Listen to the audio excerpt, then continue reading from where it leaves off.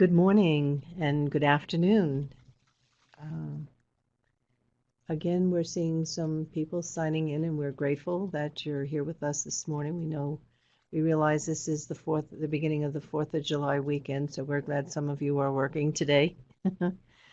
I hope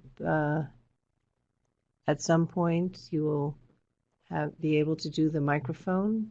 I think John's request is great because then we could have some verbal dialogue instead of written dialogue, and that would be wonderful.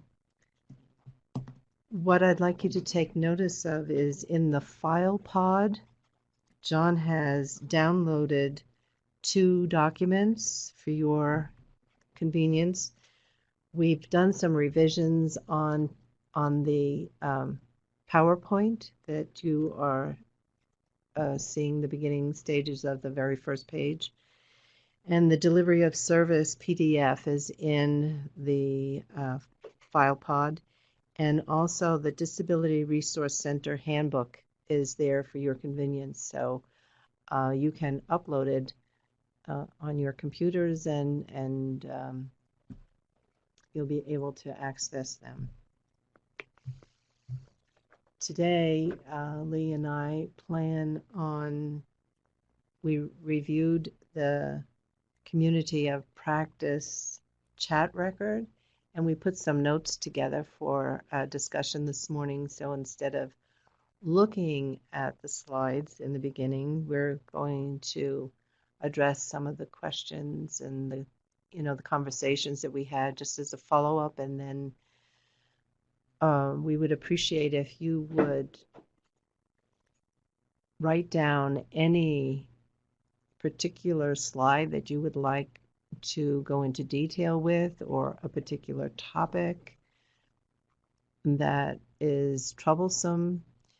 Is there another topic that you would like expanded more than just us, Lee and I, going over it today? We could maybe be looking at something for future webinars. Devote a whole webinar to a particular question, such as maybe ticket to work, or if that's something that's allowable through RSA. We don't know. That would have to be approved through RSA. But anyway, those kind of ideas. Good morning, Lee. Good morning. It's a beautiful day. What I want to bring to your attention is the Disability Handbook that is also available today to you. It's one copy, and that's from a particular state. I do have another copy that is dated 2009, and I want to make sure that we are clear in providing you with resources in terms of its intent and audience. As Suzanne pointed out, at this time we are interested in hearing from you if you have a particular topic regarding VR services that you would prefer that we develop an individual webinar for. We would appreciate your input.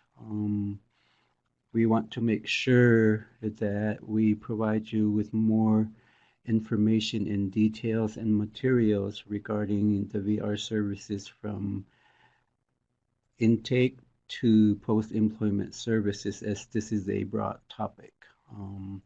So keep that in mind. Thank you. Thank you, Lee. I would like to make a request. I know it's difficult when you're trying to write something quickly, you have your thoughts down. After you use an acronym such as DOI or MSC, it would be really helpful if after you've posed your question, if you would provide the full name of the organization or a process so that we have a better understanding of what we're talking about. So I was wondering, John, has Lena Purlee, Purlee, signed up yet, or Stephen Henderson? I see Lena. Okay. And I do not see Stephen yet. Okay. Well, Lena, you are welcome back. Thank you for coming back. You stated during the community of practice that you are new to the AIVRS family, and another welcome to you. I think I'm going to put you on a spot. Would you like to share anything that you learned through the community of practice from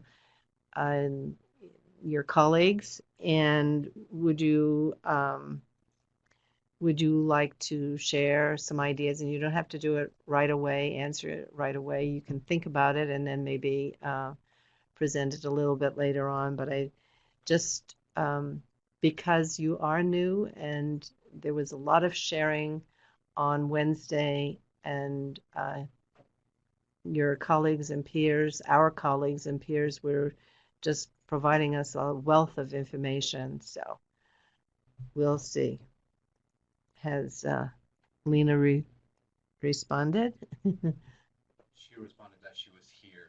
Oh, okay. All right. Okay. Thank you.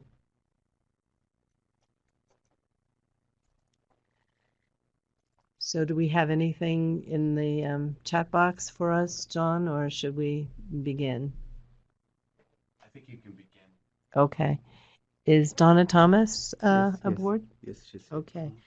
Donna, I would like to let you know that we still do not have an answer to your question that you posed on Wednesday about how could a 26 employment for homemakers, that status be placed on in your annual report.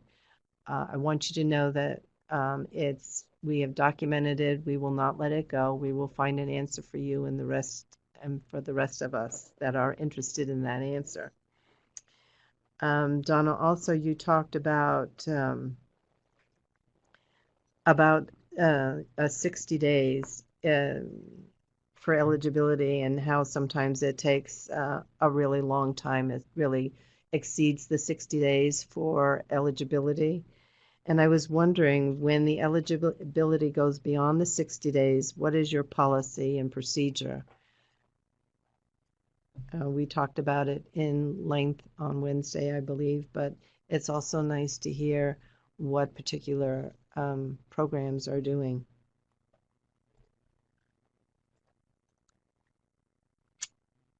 And while Donna is typing, I have another question. Shelley Jacobs, if you're out there this afternoon, you mentioned that you explained to your consumers it takes 60 days, but they could speed up the process by getting documentation themselves.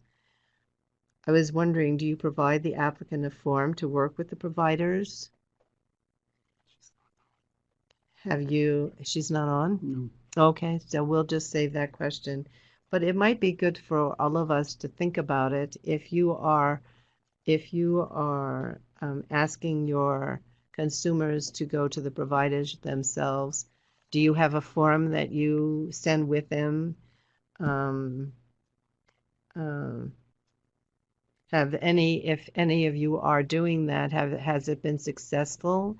Is the client coming back sooner than if you were to send for documentation yourself as a program? I think this is really a concern in terms of how we can speed the process up, but not asking the consumer to do legwork. It would be, again, we shared this on Wednesday, looking at how you can better be more efficient, create forms, and work with your providers, IHS. How are we doing, John? Good. I'm going to scoot right in the middle here so everyone can hear me. Yes. Donna Thomas responded, and she said it usually has to do with SSI records, and we just write that we are waiting for them to do eligibility. I see. So you send them you write that in your case note, and then you send documentation to your consumer, or rather you send a letter to your consumer, and then you create some sort of a plan for the expected date of when you would be able to make them eligible?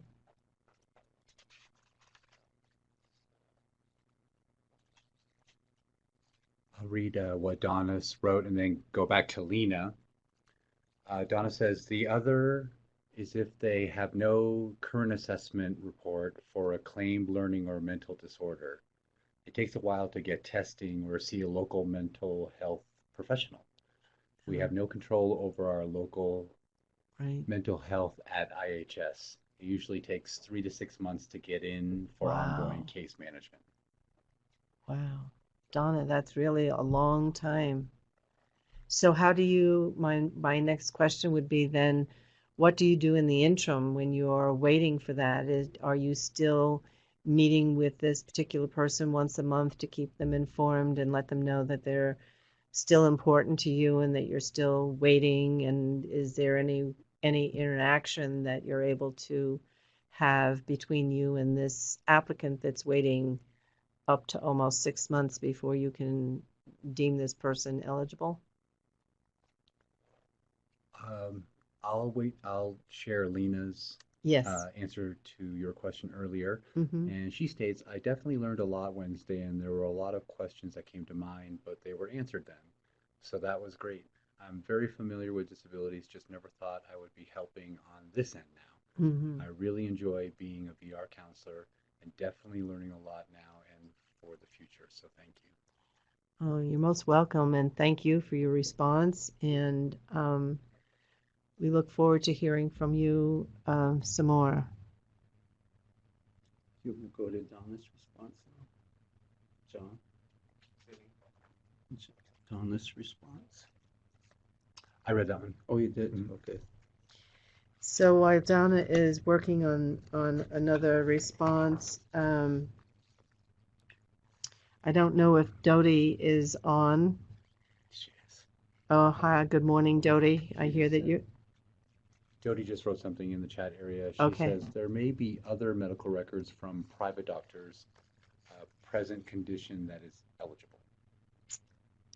I see. So let me see. I'm going to reiterate to see if I understand. So in response to Donna, in terms of waiting 6 months before receiving a notification from the state agency that that serves SSI and SSDI, you're saying that the person could become eligible through a doctor's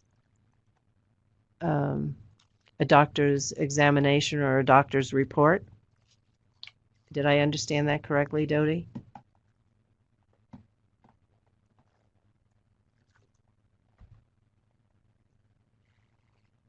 Jody says yes. Okay.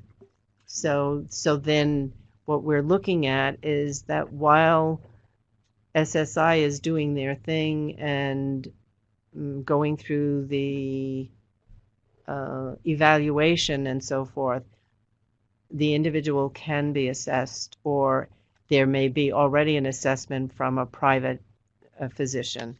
That would really speed the process up and not have a person waiting 6 months for services. That's a really long time. And Jody wrote current medical providers. Current medical providers. Good. Thank you, Dodie, for the correction in terminology. Love it. And then earlier Donna said, that's just it.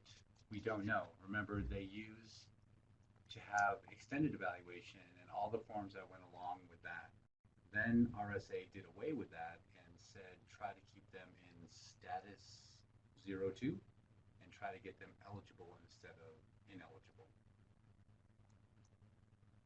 And then she also states, we don't have private physicians, only IHS. I see.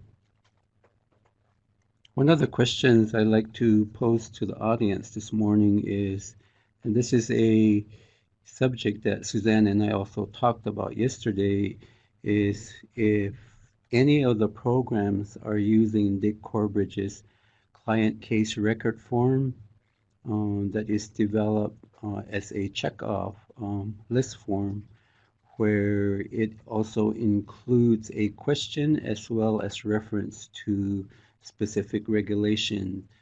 Um, I've used it as part of my case reviews in conducting on-site program evaluation and found it to be useful.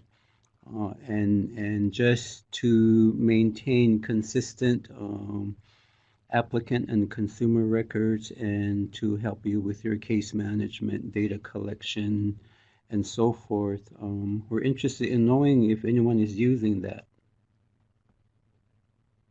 Before that, Don, I wanted to say, remember there has to be a level of care that the client has to maintain. And then Dodie followed up with, we have a medical clinic and private medical providers, very helpful. Yes, it would be. Yeah, systems create, and they're wonderful, but they also create barriers and processes that are extremely long. And this may be something that needs to be reviewed, or how can we look at it to reduce, because an individual that has a significant an individual that has a disability or a severe disability, it's really places a hardship on them when they're wanting to go through the tribal vocational rehabilitation process, and there's another barrier that they have to face or wait for. And maybe we need to put our thinking caps on and come up with how can we change that. That would be something that would be great. Any responses on anything else? There are a couple people typing. Okay. Is Julie Jefferson out She's there? out there, yes. Okay, well, you talked about SSI and SSDI clients, and that you contract the benefits officer in your state to find out their benefits and hopefully get information more quickly about their disability. Have you developed a document for the process? And I sound like a broken record this morning. I'm asking about documents. If so, could you provide AIVRTTAC a copy of the document of your process? I think if we start looking at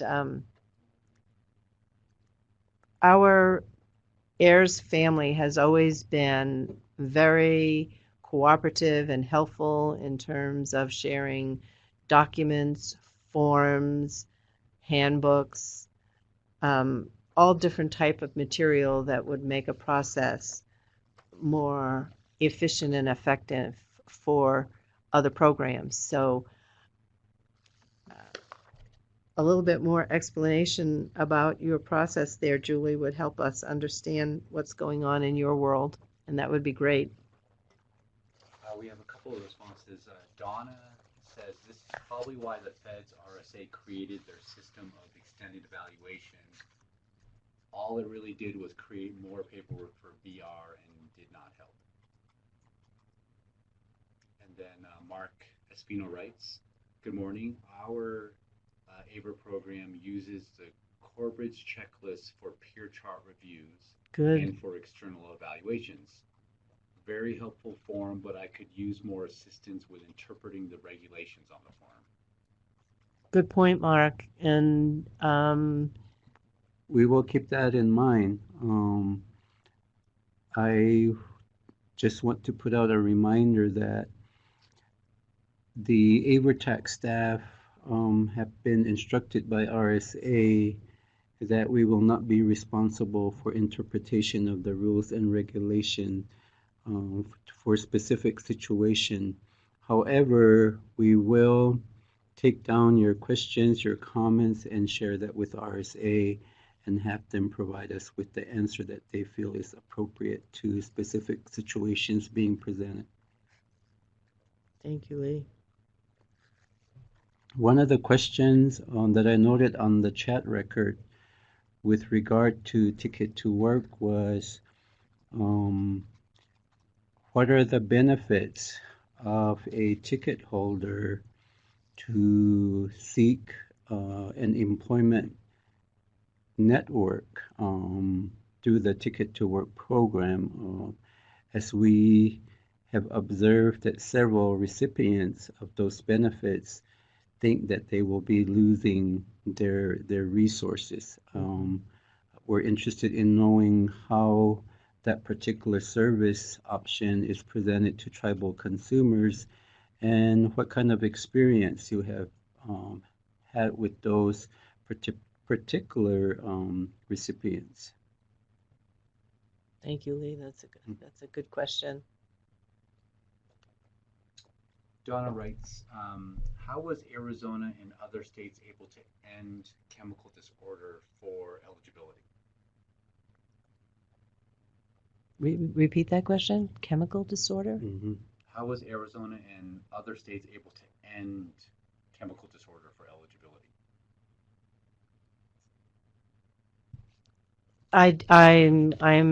Are you referring to chemicals such as alcohol and drugs or different? When I think of chemicals, sometimes I think of environments that have too much perfume in it. So if this is about substance disorder, I don't think the state ever, or any of the states ever, really looked at substance disorder as a disability. I can't answer for all states. I can only answer for Arizona, and for those of you out there that have participated and shared with us that your state doesn't recognize. I know that several programs throughout the United States have shared that their state does not recognize substance disorder as a disability. And that's Donna wanted to clarify by writing substance disorder. Okay, thank you. Appreciate that.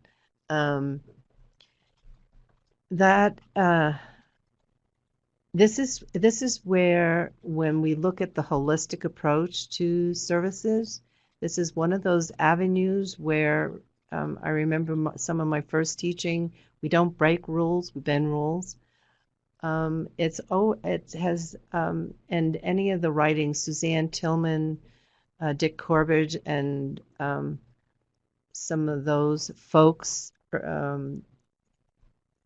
have clearly stated that it's not stipulated in any regulation that we cannot provide services to an individual with substance disorder. We just need to make sure that they are currently not using. They cannot be using any illegal drugs or alcohol while they're in the program. So if you've started working with an individual and they are clean and sober when you start working with them, but they have a relapse, then they have to be on suspension, and that has to be written in the IPE. It has to be reflected in case notes. There has to be whatever documentation if you're working with your behavioral health. But the state has never been partnered with or agreed upon substance disorder as a disability.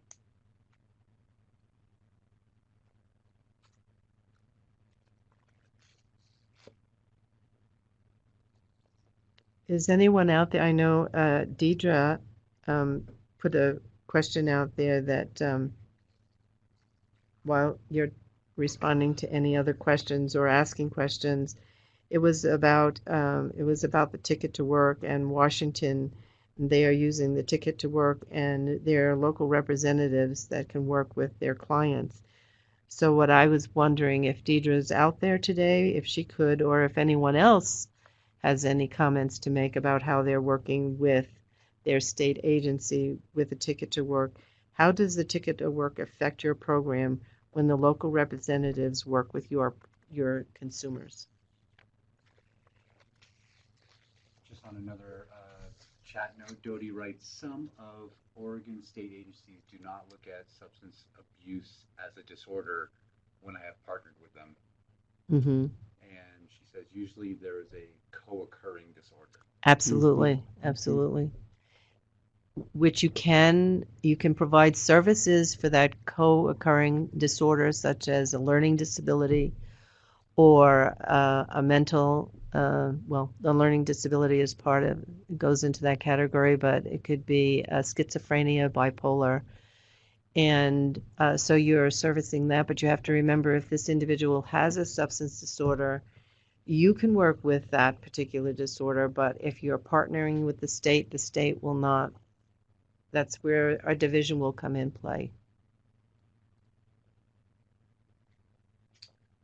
Jody's typing right now, but I'll read James Allen's chat about Ticket to Work. Mm-hmm. And, well, actually, let me go to Jody. Jody just wrote depression, learning disability, memory loss due to meth loss. When an individual is on meth for any period of time, then they start showing signs of severe loss of memory, and that creates a problem in terms of helping them find employment, because they're going to be it's going to be more challenging to train an individual. Looks like Jody's typing, but I'll go back up to James again, and this is in reference to Ticket to Work. I am new to Ticket to Work, so I did some research. Good. I contacted a Social Security representative, and this person stated that a tribal VR program does not fit under the state vocational rehab category. She said that any client of mine would have to enroll with a state voc rehab, or the tribal voc rehab program could apply to be an employment network. Right. The nearest employment network in this area is about 100 miles away. Mm-hmm. So what is the best course of action? I think the best course of action would be, if I remember this correctly, that you would work with your local state agency. So remember always that the provision of services should not be lagging. If an individual needs something, we need to be able to respond in a fast mode. Lee, it looked like you had a comment. Did you want to make a comment there? When Ticket to Work was first presented to the AIVRS programs, and in the KNAR conference setting, there was a lot of excitement, and I don't recall the specific programs that made an effort to go through the process of becoming a employment network. And follow-up conversations revealed that they found it to be a complicated process to be qualified as an employment network. And some of the concerns that were presented by the ticket holders were they were afraid of losing their disability resources, or they just were not quite sure how it would affect their comprehensive disability service package should they return back to work. Those were some of the concerns I recall. But another benefit that could derive from being a employment network, as I recall the conversations, is that it would allow the tribal voc rehab program to become a part of the third billing process where you would generate revenue for your programs. Someone out there may recall those earlier conversations, and if so, could you share your understanding regarding your understanding of how a tribal program would benefit? So I'll share what Jody said from the prior conversations. She said VR schedules and evaluation if needed.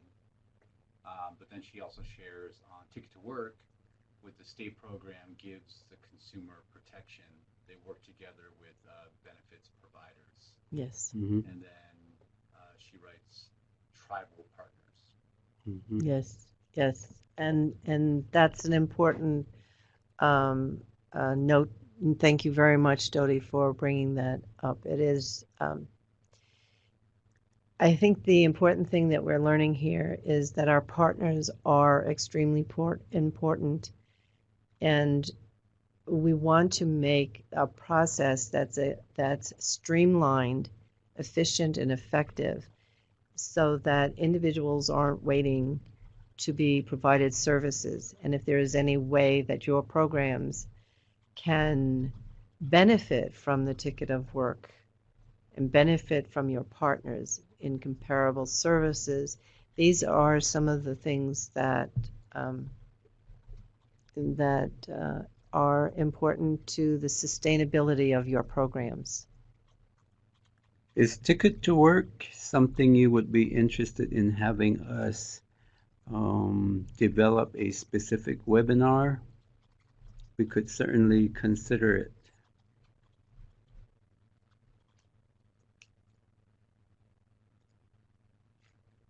I have a request. Somebody was wondering if we're going to be using the PowerPoint today. Mhm. Are you going to be flipping through the slides at all? There's a possibility. I don't know where we are in the timeline. What we wanted to do was we did not want people to think that we were ignoring what they wrote in the community of practice. But if somebody has a particular slide they would like us to look at, please let us know and we will go to that slide and talk about it. And we can stop the question and answer from here. I think we've answered. There's a few here that we may not have covered, but overall, I think we've covered all of what we needed to with the community of practice. So maybe we should do the slides. And where would somebody like to begin? It was mostly that they would love to see your shining faces to make the video bigger. And then if you needed to get to a particular slide, I can shift things around. So if you don't mind the shifting in there, I can do a little shifting and then give them a bigger video feed. Right. And if someone talks about a slide, I'll just switch things around and we'll go to that slide. Okay. Right. Okay. All right. That sounds good. All right. Let's see. Dodie writes, it is a complicated process for tribal VR to become a network need to connect to Ticket to Work. Mm-hmm. And Deidre says yes for the Ticket to Work webinar. Tom Cyrus says as well. Michael Heron says as well. And then Donna writes, the Ticket to Work wants our clients off Social Security. And then Mark writes, the California Development of Rehabilitation has invested heavily in work incentive planners. Mm-hmm. The investment of personnel in the DOR's workforce is evidence of the financial return Ticket to Work can provide. Excellent. Excellent. And then Deidre writes, is there an MOU with Social Security at this point? Good question. Don't know the answer to that. And then James asks or requests that we include how to become an employment network.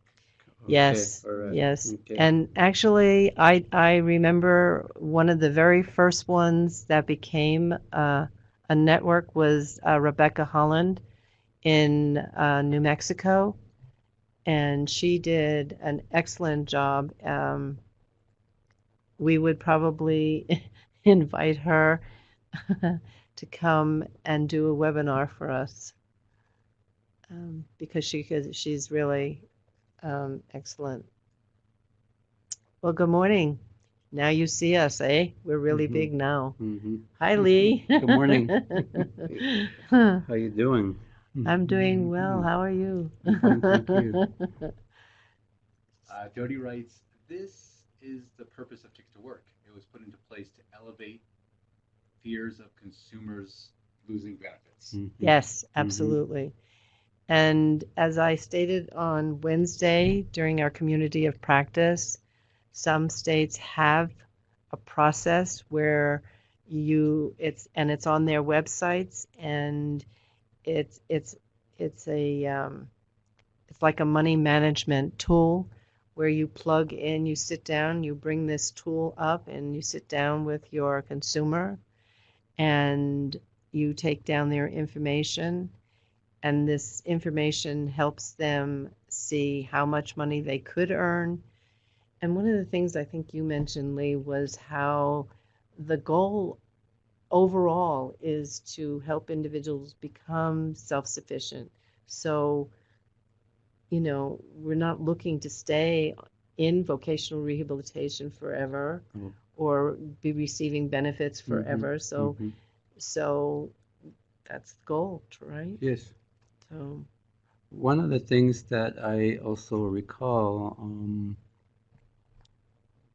listening and reading your comments is when Ticket to Work became a hot item in VR, I recall Kimberly Irvin with the Arizona Social Security did a presentation at one of the KNR conferences.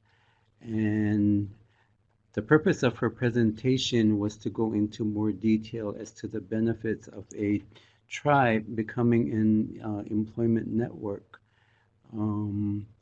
She worked for the Arizona Social Security Administration, and we could certainly consider the idea a similar presentation for the upcoming annual conference in San Diego in November. What are your thoughts on that? Donna writes that Jim Warren actually worked for Ticket to Work. That was earlier. Mm-hmm. Okay. Reentry. What is this other term? Reentry. What was the other thing? Reentry in Transition?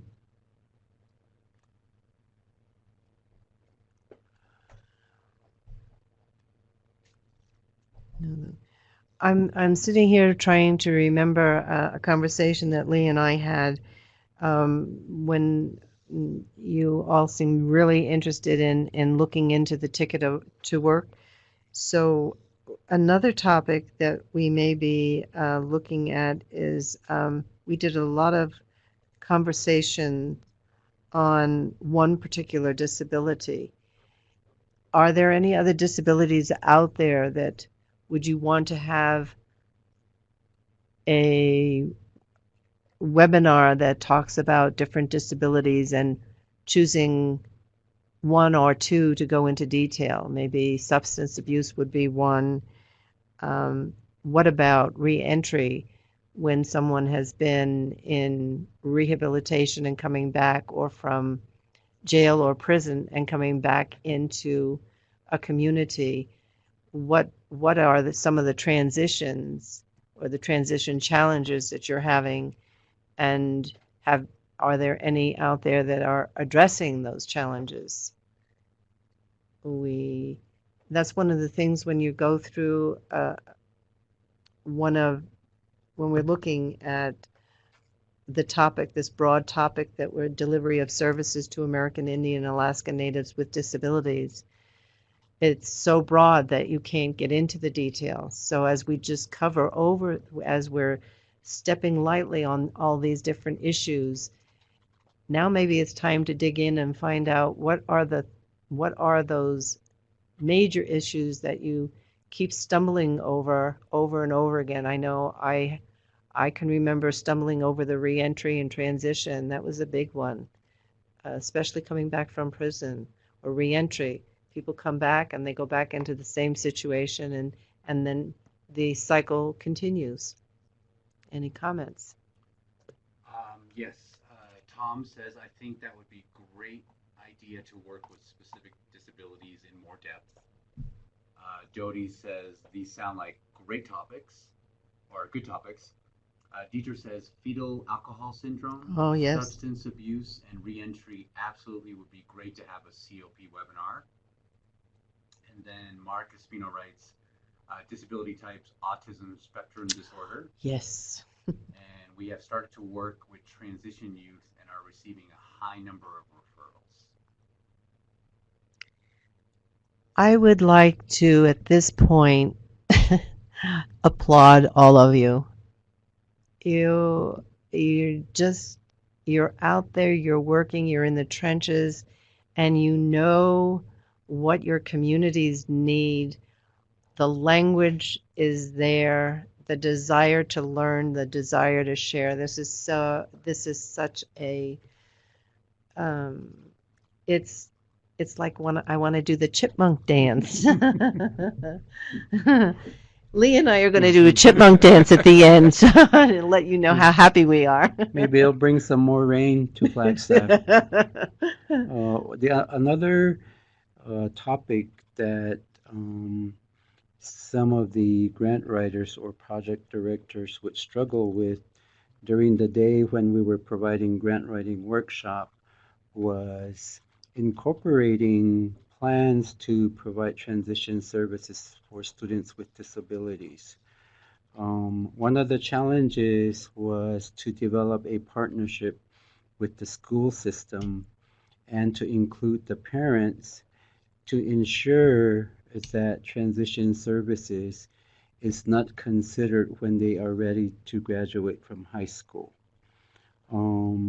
This is another broad topic where we have discussions regarding that transition services is definitely a need in the tribal communities. However, those kind of planning should start very early. For example, with the Head Start program. So that transition planning is being provided to the student and their parents as they progress from one grade to the other, rather than waiting until they get to high school. Then they're wondering how to serve these particular individuals. And in some cases, and I'm not generalizing regarding the tribal communities, but there is no safety net for these particular students and their parents. And as a result, these students continue to be promoted from one grade to the next, but not really developing any skill sets. Donna wrote earlier, we just received a Wellness to Healing Court grant for 5 years. That would be helpful. Yes. Jody writes, we are working with autism transition in a team setting with DD services, schools, and often state VR. And then also writes, yes, parents. Mm-hmm. Good. Wonderful comments.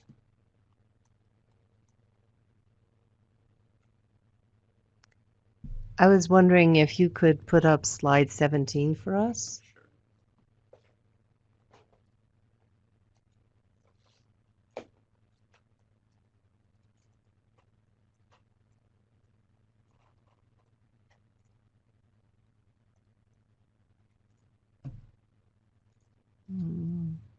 One more down. No. We might not have it in. Okay, I'll try and find you a marker. Hold on. It's the picture of all of the students. Yes, that one. I was wondering if any of you, when we looked at, we started with the holistic approach. We talked about the holistic approach. We talked about embracing the holistic approach and culture prior to coming to slide 17. And we have all of these young people in front of, this is the boarding school. Can any of you guess why this particular photograph is in this slide in this particular place? Why did we use it? Why is it important when we're looking at our clients, our consumers? While they answer, I'll read what Donna and Jody wrote. Donna wrote, the schools were relieved of the burden of that 3-year assessment a few years back. Mm-hmm. So now we have to do it if they are in transition to AIVRS. Oh, okay. And then Jody writes, I agree with early recognition of students, getting to know them, and assist parents to navigate services. Yes. Have any of you ever encountered where the parent does not know how to advocate for their child?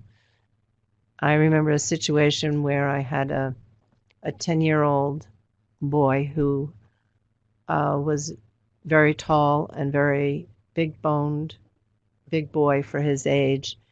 And the assumption was that he was like a young adult, and he was only about 10 years old, and he had autism. And his mother did not know how to advocate for him. And we spent some time helping. We became part of her team. And I was wondering, have any of you had that kind of experience where children are not being provided services because their parents don't know how to ask for the services or don't know how to be involved in the services? DJ responds to the picture and states, because healing holistically means to heal from historic generational trauma. Bravo. You get the gold star. And then Dodie states, I discovered that parents are often at a loss by the time they near adulthood or adult. By the time a child reaches young adulthood, parents no longer know what to do about it. There's also the fear of parents, and there are many grandparents rearing children with disabilities. So there's always the fear that when I'm gone, who's going to take care of this individual? Who's going to take care of my child? Who's going to take care of my grandchild that I've been rearing? Or an auntie and uncle might be rearing children.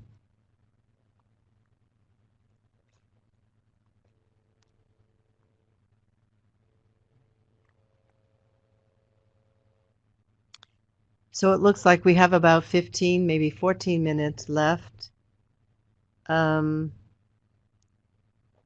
Maybe we could go up to, let's see, I'm looking for a slide.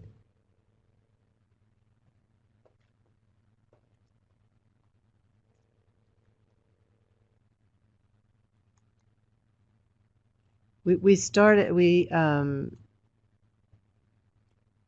you could either do the first slide or go down to the bottom, but we're going to look at the AIVRS success wheel. And I introduced that. I used this product. I made this. I called it, it was for the Fort Mojave Indian people that I work for, but I designed this with the help of Peggy Venable and Lyle Cook, in giving me directions on how to use a medicine wheel correctly. But just thought it was really important to maybe look at this one more time. It helps counselors, it helps directors, it helps consumers, it helps families of consumers. So if we look at our diamond shape in the middle, this is orientation. This is when your applicant comes in and you're providing that orientation. And as we all know, this is the most important part. Lee recommended, that greeting, that warm greeting that we need. Hello. Mm-hmm. And how are you? Mm-hmm. And how is your day going? Putting a smile on your face when you're talking to somebody on the phone. Be sincere about your greeting. Mm-hmm. And then if you look at the yellow and the intake part, that's your application, and that's this is where you're gathering all your documents and working with all of the different programs. And you notice, I don't know whether you can see it or not, but look really hard. You can see like a little arrow. The yellow moves into eligibility. So when you finish the intake part, you're ready to provide somebody eligibility into your program. And that means that you've gathered the documents, you've been able to, your VR counselor says that someone is eligible for the program, and you're able to start services. So now the little red arrow moves into the black space where the IPE is. Lee, you want to talk about the IPE a little bit in terms of that purpose of that individualized plan for employment? The Section 102B of the regulation provides more details as to what the IPE should include, but what I want to emphasize is the wording of informed choice. when I look at the purpose statement for the AIVRS programs, that really stands out to me. And what I promote in working with the Tribal Voc Rehab program is the idea that everybody should be given a chance, and that we provide equal access and treatment to all applicants and their family members, and show and demonstrate that we are concerned about those individuals.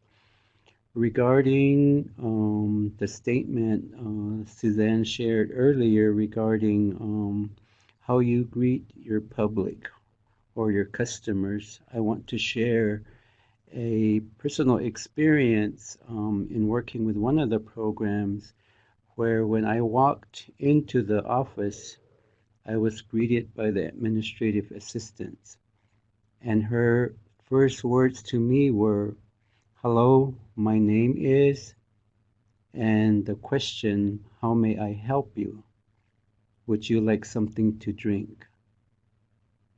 That is real similar to the Hopi way of greeting our visitors, and it made me feel welcome. She acknowledged me, and throughout the day, that kind of welcoming was demonstrated by the other staff members as well. So your initial meeting with your applicants, consumers, family members, service providers is really important. We need to keep the idea of partnership to implement the consumer's IPE, and through your recognition of your community resources, you are able to provide a more comprehensive array of services, and also to recognize that you are not duplicating services, and also demonstrating that you are maximizing your resources in the provision of services to your consumers. Thank you, Lee. Very good. May I read some comments? Sure. Yes. We had Donna respond, and she said, "We never deal with children, but many times we have transition students who have no advocates, so we do it. Yes. On the other hand, we have many parents who won't let go and Yes. let that college student grow." Mm-hmm. And Dodie states, "Agree with Donna about some parents not letting go." So I just wanted to Yes. put a bow tie on that Yes. conversation. Great. Thank you. And then we have two chat comments from Mark and James. And Mark stated, "Slides. I would be interested in specifically learning about IPE development utilizing maintenance services in the Yes. IPE. Yes. The category of maintenance seems very broad in scope and opens to open itself up to social services via our approach." And then James writes, "Informed choice. Informed choice.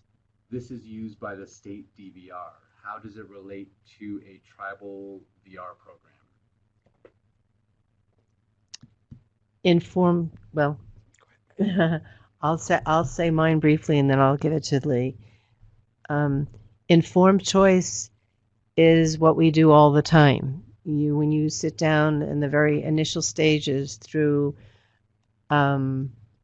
when someone comes into your program as an applicant, you're informing them all the time. But when it comes to the individual plan of employment, you're sitting there and you are developing this individual plan of employment, and it has to be the consumer's choice, but they have to be informed of all of their options so that they can make a good choice for themselves. Lee, you want to give them more? Yes, informed choice will, at least from my perspective, is important, because in some cases, your applicants and consumers' primary language may not be English. So through the use of family members, interpreters, you are providing an individual with different modes of communication to ensure that the individual understands the VR process, and is the individual who will request for specific services, the manner in which the services will be provided, the selection of service providers, determining whether or not inclusion of traditional healing services would be beneficial. It really is our responsibility to provide as much information and in a format that the applicant family members can comprehend the information to make informed choices. We want to make sure that the individual consumer is the focus of the services and is always held accountable to ensure that they are also following through the service plan. Thank you.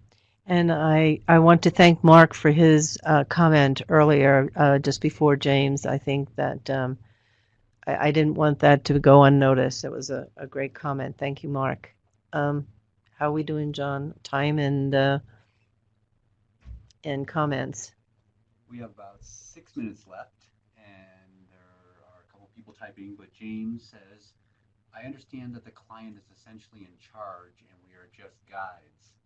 Does the client choose their job coach and or vocational counselor if more than one is available? Anything else?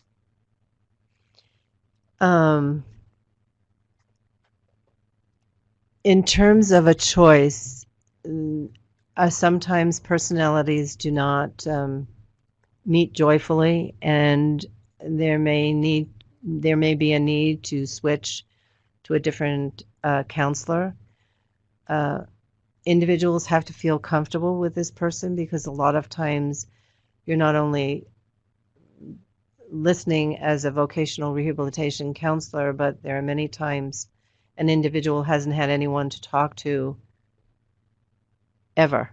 And so you might be getting a lot more VR counselor may be getting more information than just information in terms of what is required to help assist in finding employment. So looks like you want to say something. Lee wants to say something. I can't wait. I can't hold back.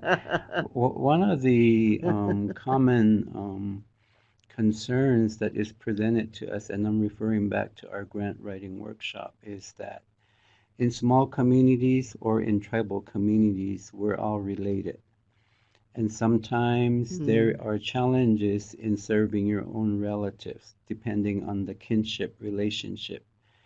And some programs may come up with some procedures to ensure that there is no conflict or any potential that may be harmful regarding the applicant, consumer, and the VR staff.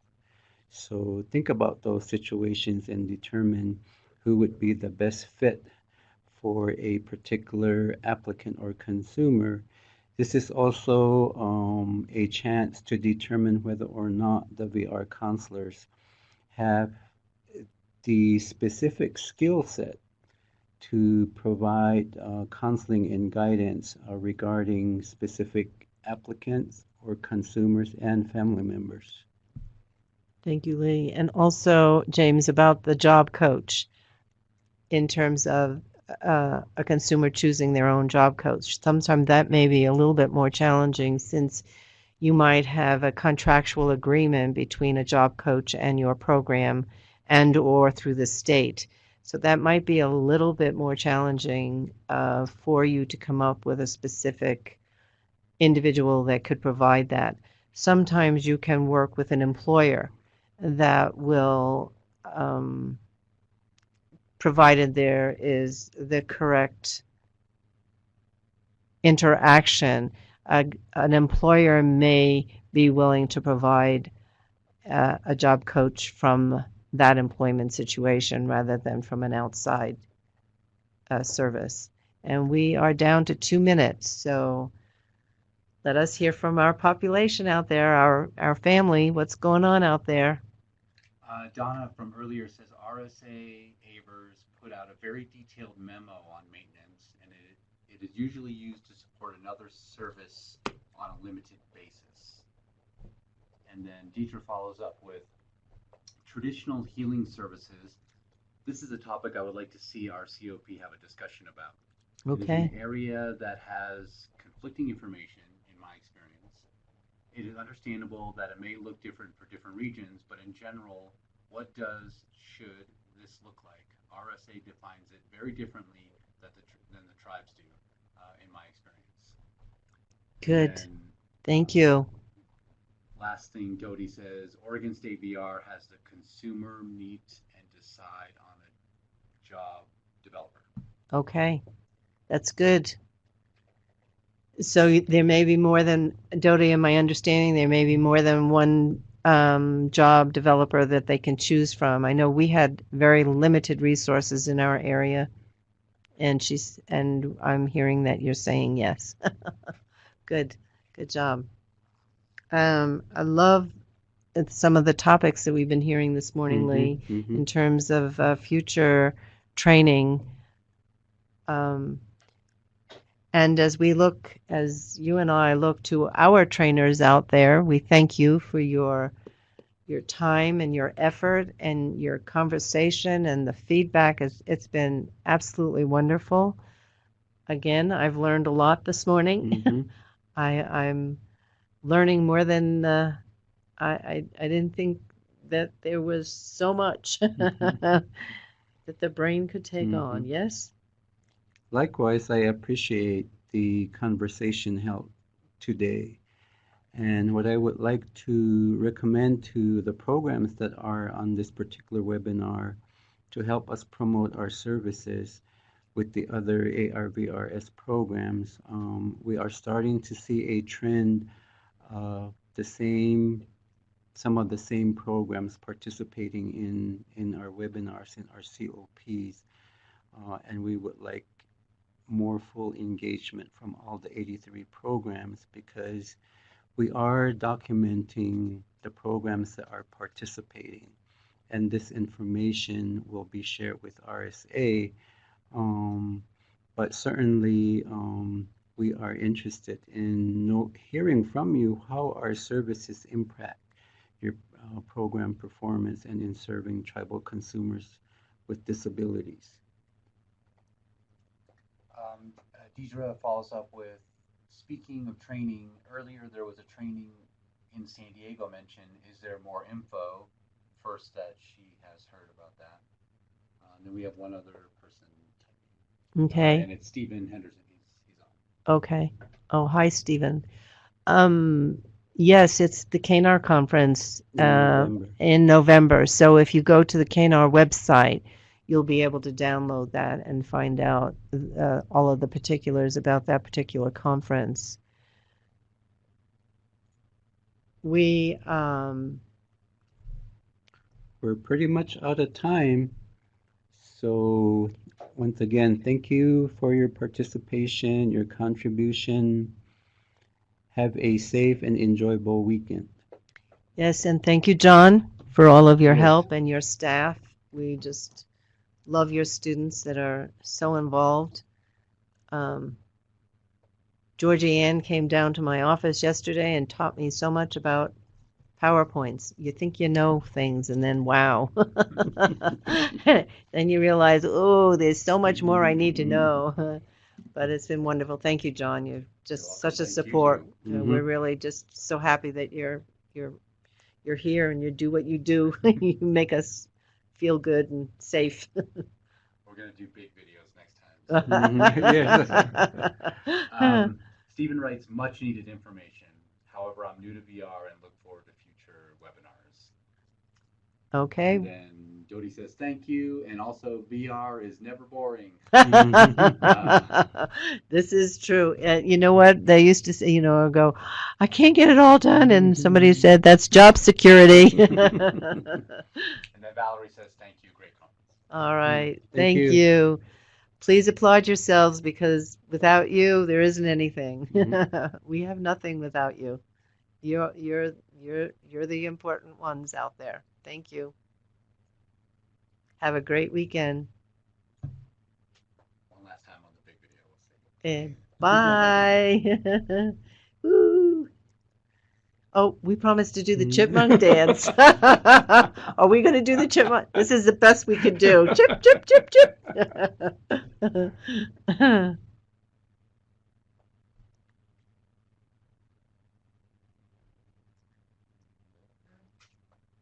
Yay.